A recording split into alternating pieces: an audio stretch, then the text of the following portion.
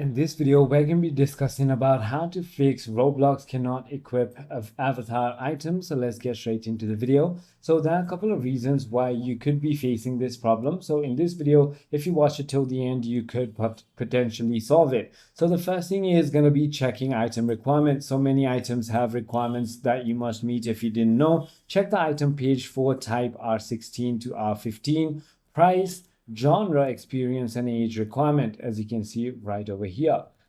Make sure you meet all the requirements. You can also use the correct avatar type. So some items only work for R16 or R15 avatar. You can simply go to avatar editor, body type, and switch if you want to go ahead and do so. So there's also refreshing the avatar editor tab that will go ahead and help you. So Roblox may not update your avatar correctly. Try refreshing the page or restarting your Roblox. Also check for off sale or deleted items. Some items get taken off sale or deleted. You may no longer have be able to equip them, and check the item link or creator's profile. That is about it. If none of it works, then you might need to go ahead and clear cache, check your internet, or even contact Roblox support.